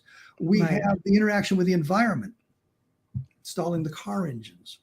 We have the burn area, which if anybody had bothered to go out there and research that properly and gathered samples, we might have a whole different conversation right now. Right. So we have all of that going on in Levelland, plus the witnesses calling the sheriff to talk about it. The Air Force eventually decided that what they saw was ball lightning. In 1957, Ball lightning. All in right. 1957, scientists were arguing about the reality of ball lightning. We're Oh, using a wow. phenomenon to discuss the solution to another phenomenon. Right. But the thing is, if you accept ball lightning as being a real phenomenon, and many scientists now do, but some still don't, Right. you're talking about something that is very small, 18 Mhm. inches to 24 inches in diameter, a foot and a half to 2 feet, and very short-lived, a matter of seconds. And it doesn't manifest itself all over an area for 2.5 to 3 hours. No. But the Air Force explanation is still ball lightning. And I would be embarrassed if I was an Air Force officer. I was gonna say, like, don't they hold any regard for credibility? Like, In 1957, the whole point was to explain the flying saucers. They right. didn't care if the explanation made sense, just Right. so long as they had one. Come up with something, anything. Right. Let's throw a bunch of explanations at the wall and see which one sticks. So Right. what I find incredible is, okay, in 1957, I can sort of see them accepting that as the explanation. But when we get to the closing of Blue Book in 1969, that explanation should have been eliminated. They could come up with something else. The guy that investigated, he was a mid-ranking NCO named Norman Barth. Came down from Colorado Springs. I'm thinking, you got an Air Force base 15 minutes away from Levelland. They bring a guy from Colorado Springs down to investigate it. He spends 7 hours in Levelland talking to people, and we don't know what he did for the whole 7 hours because there was a period of time where he just disappeared. No. Lunch or something. No. We know that Air Force officers were involved in the sightings because they were with the sheriff. We have no information about what they said or what they did or what they felt, which would be critical to understanding the case. And as I say, in the book, this is the first time anybody's talked about Air Force officers, and I've got documentation to back up the Air Force officers were there. It was reported in a number of newspapers that nobody seems to have caught on until I was reading all those newspapers carefully. My gosh. The explanation doesn't work. They talked about it being misty, drizzly in Levelland at the time this took place. We have a weather report, coincidentally from Roswell, that gave the weather in that whole area that it was, I think, 4/10 overcast, which means 4/10 of the sky was obscured by clouds, not necessarily at all the same. So it was basically a clear sky. There was no rain. Dr. James McDonald had gone through the weather records from that time frame and said, yeah, there had been rain in the area in the morning, but that front had passed by and it had all cleared out by the time you get to the Levelland sightings. So their explanation of the mist causing the engines to fail and all of that stuff, it failed itself. But then you have to ask yourself, well, gee whiz, why wasn't there always this epidemic of car engine failures? It was raining in the air. Exactly. Night. Hynek actually said, I think it's one of the documents in the Blue Book files, actually said, well, the first witness to report this to the sheriff, Pedro Sacido, his car had been repaired the day before, and there was a piece of metal in the distributor, which may have caused the engine to short out. And you have to ask yourself, well, how come it shorted out when this object was in view in front of them? And once it left, he could start his car again. That's right. And all those little obvious points that you've got, and then you've got other people talking about this. And Hynek says, well, a second car would be coincidence, but by the time you get to the third car, you've pretty well moved beyond the realm of coincidence. You've got some kind of as they said in Goldfinger, once is happenstance, twice is coincidence, third time is enemy action. So by the time you get to the third point, you're saying, well, maybe this is enemy action now. Exactly. Right. So do you think that they really did go and examine the burn marks? They just didn't make that public or didn't talk about it? I mean, how do you not with something like that? How do you just let that go? Well, my question is, why wouldn't Barth have interviewed the Air Force personnel who were with the sheriff? Yeah. And had their car stalled, because if the sheriff's car stalled, then their car stalled, because they all That's got right. close enough. And even if their car didn't stall because they didn't get quite close enough, they were with the sheriff and they knew his car had stalled. So the question becomes, where are their reports? Mhm. There is newspaper articles the next day that the provost marshal at Reese Air Force Base was with the sheriff, and they went out and looked at some of the landing areas for burn marks and allegedly didn't find anything. But there were civilian investigators in the area. NICAP had an investigator, and his name escapes me, in the area, and he may well have gone out there, but there's nothing in the NICAP files to talk about that either. So I don't know why we didn't get that information. But we have the same problem with Socorro, where we've got the landing cases with Lonnie Zamora, and there are things that could have been done that weren't. You have to say, well, why weren't they? This would make perfect investigative sense to do this. Mm-hmm. But an EMP doesn't really explain it, because these cars weren't electronic in the sense of the cars today. If there was an EMP, it would knock out your car and you wouldn't be restarting it. But the other thing is, once the field was removed, you were able to start the car. Mm-hmm. And so that suggests that it was suppressing it in some fashion. Now we know, based on, and in the book I go into the electromagnetic effects and how we know it's electromagnetic and that sort of thing. Mm-hmm. So we know that a strong enough magnetic field could suppress the car engines. And the conduct committee said, well, we're not going to look at this because we can think of no mechanism. Once you remove that field, the car would spontaneous start. Mark Rodiker at the Center for UFO Studies had done a survey of 485, I think, instances of vehicle interference. Mm-hmm. And if you go through that carefully, because I did, you realize that very few cases does the witness say the car restarted spontaneously. They say, well, the car operated properly, or the driver took some action and he could start the car again. So it's not a spontaneous thing. The car had to restart. The lights would come back on. Right. Although there was one case in near Amarillo that took place a couple of hours before the events in Levelland, and Amarillo is not that far from Levelland, all both in the Texas Panhandle area, mm-hmm. where a couple's car was stalled by a UFO and they couldn't get it started, and the battery had been destroyed in some fashion. They had the car towed into Amarillo. Now, mm-hmm. what annoys me about this, and this kind of gets to your question as well, they reported it to the police. They went to the Amarillo police and said, where do you report a UFO sighting? And the police didn't bother writing down the names. I can give you a description of what the couple looked like. They were young. They were in their 20s. He was about 6 feet tall. She was a little shorter. They were wearing red coats. There's a lot of information, but nobody bothered to write down the names. That there's dynamite police work for you. But it did destroy the battery. So, we've got that information, but we do have a great deal of information about the car engines being stalled. And it's not just Levelland and this one area. 2 days later, I think on November 4th, a group of cars near El Grande, New Mexico were stalled. The close approach of an egg-shaped object. A fellow named James Stokes talked about it. He also had a light sunburn-like effect. You remember Close Encounters of the Third Kind with Richard Dreyfuss and half his face? Yes. Richard Stokes had the same thing, not to the extent that Dreyfuss did. And mm-hmm.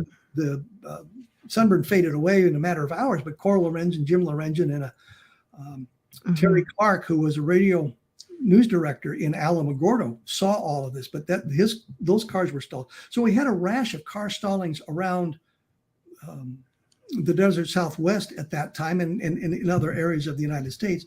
And as I said, Rodiker looked for specifically vehicle interference. When I did the Levelland book, I brought in other aspects of it, like radio stations being knocked off the air, blackouts in cities, animal reaction to close approach of UFOs. And mm-hmm. I think that's well documented in the UFO literature, that sometimes the animals react to it. In France in 1954, there were any number of cases of cars being stalled and that sort of thing. And in 1954, there were also a lot of reports of the witnesses being paralyzed by whatever's going on. They were unable to move and that sort of thing. We had a couple of those cases as well in the United States, but that was the big wave in France in 1954. And I detail some of that in the book as well. So it's not just Levelland we're looking at. That kind of is the main focus of the book, but these other things are important to understand that Levelland is not a standalone event, that there's a lot of this going on. Right. And the Condon Committee didn't want to investigate it. They said, well, yeah, it just doesn't make sense to us, so we're not going to do that. And we can't find the cars anyway, so it doesn't make any difference. So it's something that's inexplicable today. What phenomena would have caused that? The cars to stall in that fashion. And it says plasma can burn like the sun. Imagine so. But we've got, I don't know if the other witnesses with Stokes exhibited the sunburn, because none of them ever came forward. Right. And I think the reason is because they saw how Stokes was treated. Stokes was an engineer at Hockley Air Force Base in Alamogordo. So he would have been fairly respected. Well, and he was on his way to El Paso. And to get to El Paso from Alamogordo, you drive through Oro Grande, New Mexico. And there were other cars on the road that had been stalled before he got there. And so when he returned to Alamogordo, he called his boss at the Air Force Base and said, "Do you mind if I talk about this? Can I tell people about this?" And the major said, "Did it happen while you were at work? Did it happen on the base?" And Stokes said, "No." He said, "Well, go ahead and tell everybody." And so it's released that he's an engineer on the base. The Air Force attacked his reputation. Said, "Well, our investigator didn't see any signs of the sunburn. Yeah, it faded before you got there, guy." And he's really not an engineer, because we can't find any schooling that he was an engineer. Wow. Then you have the Air Force at his people at the Hockley Air Force Base. Well, yes, he's an engineer. He's been working as an engineer here. He's not a technician. He's an engineer, and he got promoted to a higher grade not long after this event took place. So you had the Air Force arguing with itself about the qualifications of this guy. But what the people saw was, the guy's being smeared by the government. Well, he's just embellishing his account. We're not sure it's even true, and we didn't see any evidence of this, that, and the other thing. And he changed the number of cars stalled on the road. He said 6, now it's 7. Well, how many cars was it? Picking this little thing about. And I can understand him. I think in the illustration he drew, which is in the Project Blue Book files, and a copy of it's in the book, I think he drew 6 cars or 7 cars. I don't remember the number of cars he drew on it. But there was one guy who took pictures, and he was going to go to El Paso and sell them to a newspaper, but he never did. The pictures never showed up. Stokes got the last name of one of the guys and the first name of another guy, and they never came forward. And the Air Force made no effort to find them. Because if there was another witness, well, that just made it even worse for them. So they could smear Stokes and get away with it, but then they would have to begin smearing other people. And we've seen them do that repeatedly. A guy named William Rhodes took a picture in July of 1947 of a craft over Phoenix, Arizona, which looked remarkably like the early illustration that Kenneth Arnold made of the objects that he had seen a couple of weeks earlier. And you look at the Air Force file, and they say, well, this guy claims that he's the director of Panasonic Research Laboratories, but that's just a lab in his backyard. He's got these delusions of grandeur, and he claims to have a PhD, and the only thing he had was a little miniature card saying he had a PhD from Columbia, and they don't know a thing about him, and he's living off the money his wife makes. Well, if you look into the guy's background, you find out that during World War II, he worked for the Navy, and the Navy had given a number of tests. They didn't have enough scientists working, and they designed a number of tests. And if you passed it at one level, you got the equivalency of a bachelor's degree. And if you passed it at a higher level, you got the equivalency of a master's degree. And if you passed it at the highest level, you got equivalency of a PhD. And so Rhodes managed to pass the test at the highest level, so the Navy qualified him as a PhD. I talked to a friend of Rhodes who worked with him, and he said, well, Rhodes had a pretty abrasive personality. He liked to solve problems, but he didn't like to take orders. Wanted to get him work at, I think it was Arizona State. but the guy brought him in, and this is all on my blog. If you just type in Rhodes, you can read the whole story there. But Rhodes was brought in to solve the problem, which he did. And then they offered him a job, but he just didn't want to do that sort of thing. He also held a number of patents, and he was being paid royalties on the patents. So the guy was a scientist. He held patents.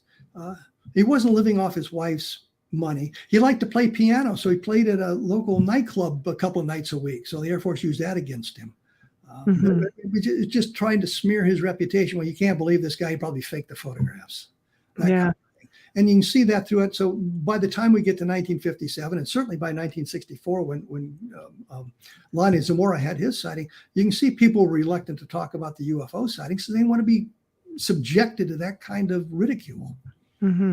I can see that. I mean, you know, his own people were doing this to him. I have a comment for you. Wow, oh my goodness. Christian, thank you. The orange orb is a reality, but what it is or was when I encountered it is a mystery to me. But if they tried to hit it with anything, even a pulse beam, they would not hit it, as I feel it had some type of force field around it. And its speed, I'd say, after seeing it leave, was about 10 times the speed of a high-grade bunker buster, if not faster. Perhaps even a living sentient being. I'm not sure. Well, I'll leave it up for you. I talking to Cliff Stone one day. Cliff Stone says, you know, the Chilean Air Force intercepted a UFO and they shot at it and hit it without results. And he showed me the State Department message, and I read it, and it didn't say that. What it said was the Chilean Air Force attempted to intercept a UFO and fired on it without results. Didn't say a word about it being hit. Right. So that kind of underscores what Christian is saying there, that they wouldn't be able to hit it. There have been some cases where people have fired, I want to say slug throwers, regular pistols or rifles. Right. Slug thrower is the term we use in science fiction for old-fashioned weapons, where they have said they fired at these things and they've heard the rounds ricochet off the metal surface, but that would be something sitting on the ground, and I don't know exactly that. One of the guys was real drunk when he did it, so he may not have been able to hit the ground with a shot. But the point is, what we see about the attempted intercepts, there's an awful lot of evidence that they can avoid our weaponry. The SR-71, which always cracks me up, is a spy plane built in the 1950s. 1950s technology. And the gag was that if a Soviet intercepted the SR-71 in a tail pursuit and fired a missile at it, the SR-71 was fast enough to outrun the missile. And that's 1950s technology. Man. And we still don't know what the top end of the SR-71 is. And I understand they're developing an SR-72, which would be just like something out of science fiction, I'm sure. I think in 1950s, the SR-71 was something out of science fiction. Yeah, no, absolutely. So basically then, you know, as Ollie said with this whole situation, disinformation campaign by the government, which seems to be full circle, which seems to keep happening. Military, government, you know, discrediting, scare tactics. Absolutely. You never saw it. Absolutely. Ball lightning. You look at their explanations, you look at the research they're done, you look at what they say. Right. With the Roswell case, they come out with, well, the bodies are explained by these anthropomorphic dummies. Well, the Air Force is now admitting there were bodies. Right. But these anthropomorphic dummies that weren't being dropped right. in the Roswell area until 10 years later. I think they were doing some of the high altitude parachute testing in other parts of New Mexico, but not in the Roswell area. And say, well, this is, you know, the time compression, the people just kind of thought it was 1947 and it was really 1957. They just didn't realize how much time had passed. Right. But the problem with that is, at the time, if you go back and you look at the press conference, you can see the media didn't buy the answer. No. And now they do. Said, "Oh, yeah, Roswell. See, that was a mogul balloon, wasn't it? With these anthropomorphic dummies." No, that's not an answer. Right. But we have to deal with that repeatedly now. Well, I think we've just become conditioned. Mainstream media is pretty much paid for by, the ruling bodies. So, Well, yeah, I mean, all you got to do is look at the spin in the stories, whether it's CNN, MSNBC, ABC, CBS, NBC, and let's not forget Fox News. You can figure out who their benefactors are. Right. And it's all there in public. You can see it. Yeah. And the stories they cover, Mm-hmm. and the one thing, going off on a tangent here, the president said one day, as he was leaving the podium, he mumbled, "A white man didn't invent the light bulb. It was a black man named Latimer." No, the first incandescent light was created by a guy named Alexander Volta Right. in 1806. There was no practical purpose for it. Right. But that was the basis of it. It wasn't until you get to around 1860 and the technology evolved to the point where we could create a fairly good vacuum that a guy named Swan and a guy named Edison created a practical electric incandescent light bulb. Swan's didn't work as well as Edison's because Swan's used platinum for the filament. So it was prohibitively expensive. Yes. Edison's used a carbon filament that lasted for around 1,200 hours. So it became practical and inexpensive. Yes. Latimer comes in later. He improves on the filament that Edison had created. So, when you say, well, a black man invented the light bulb, well, he certainly helped, and he made it much more practical because he created a light bulb that lasted longer. But let's give credit to the guys who got to the point where Latimer could do that sort of thing. Right. Right. And I didn't see anybody in the media question that. I mean, it took me like 4 minutes on the internet to discover all of this information. Mm-hmm. It's just, I always, call them spin doctors. Spin, spin, spin, spin. After a while, they've talked around so many circles, people head are spinning going, okay, yeah, whatever. I think, that's the idea. Just so much disinformation. After a while, you're like, what did he say? Did he say this? Did he say this? And we're all just sort of left, but now I think with the internet and with so many people such as yourself writing about these things, it's a little bit difficult to discount it. It's not so easy to just sweep under a carpet, unless the whole world goes crazy and they start burning books. Just saying. Well, no, it doesn't matter now if they burn books. Yeah. I have them all digitally. Aha, there we go.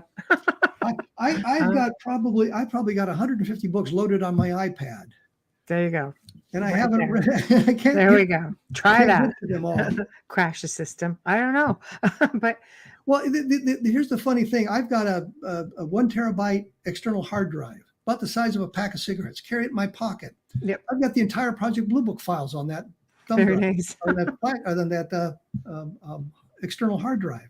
130,000 documents on that one, along with a whole device. bunch of UFO books and a whole bunch of other information. Right. And so the thing is, the information's escaping. Right.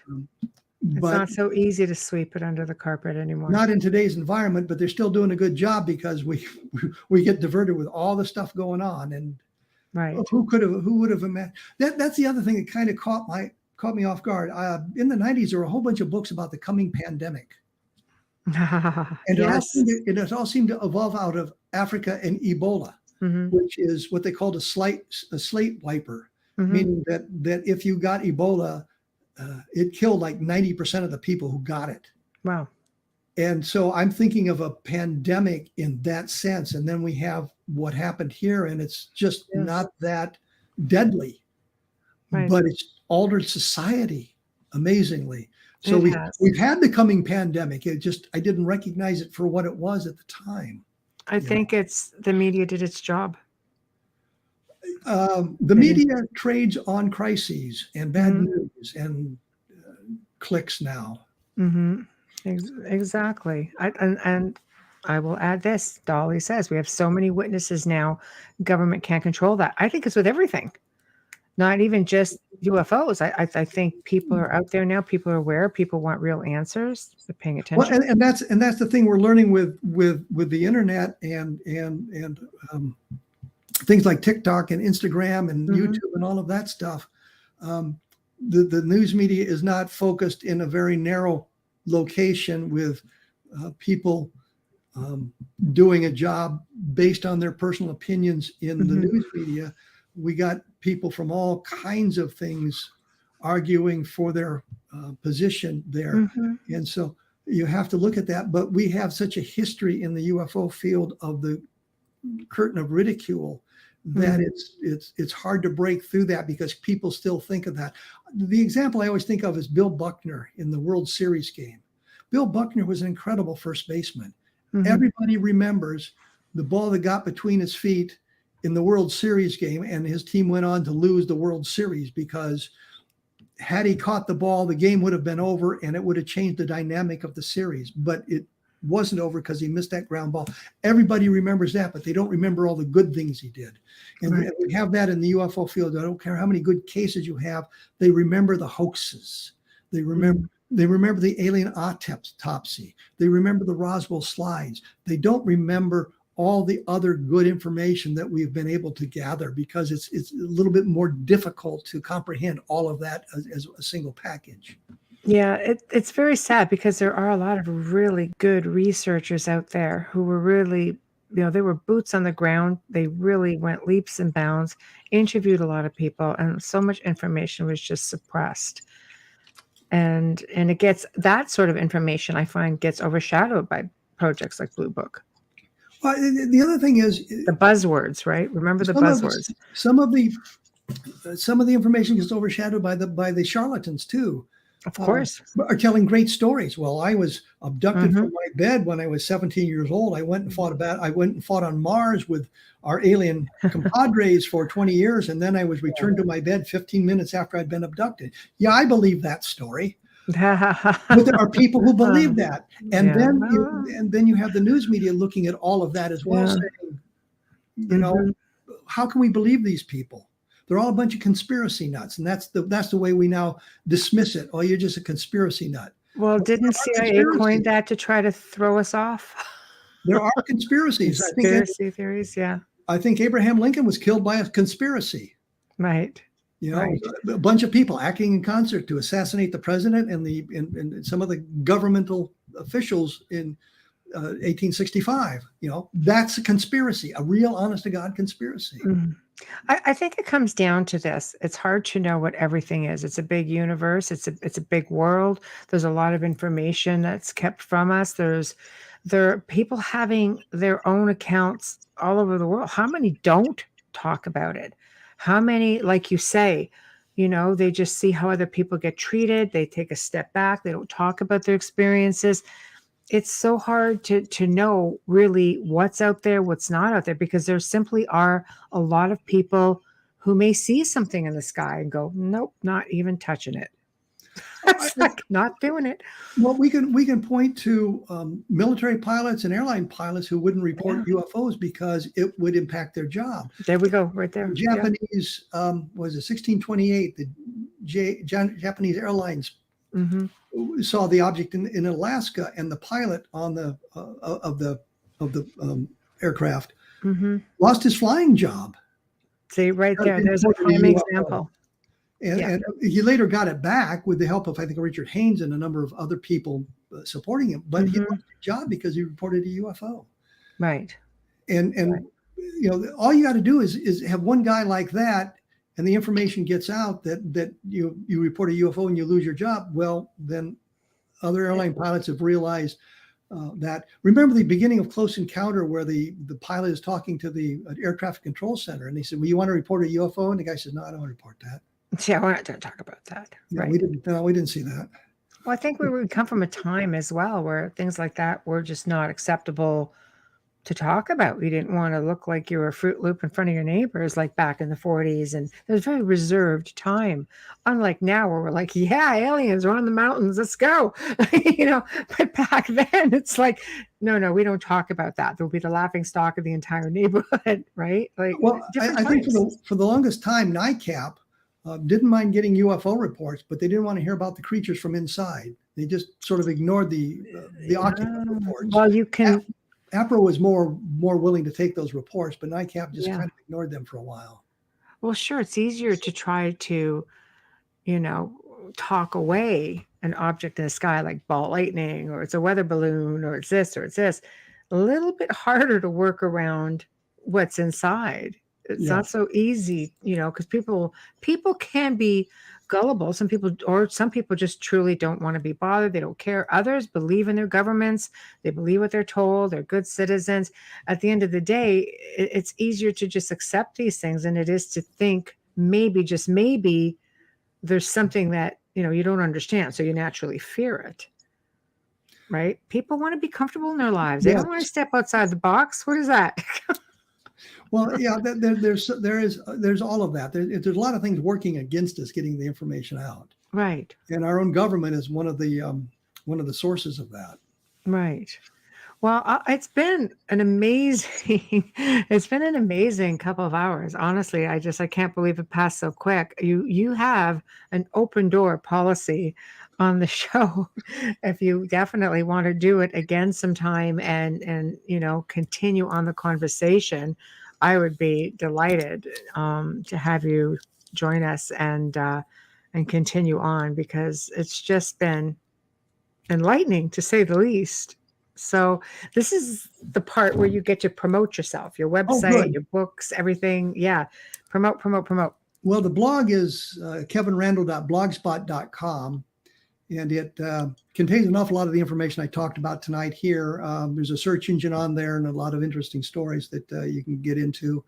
The latest book is called Understanding Roswell, that just came out a few weeks ago. The book we were originally going to talk about, Levelland, came out a couple of months ago.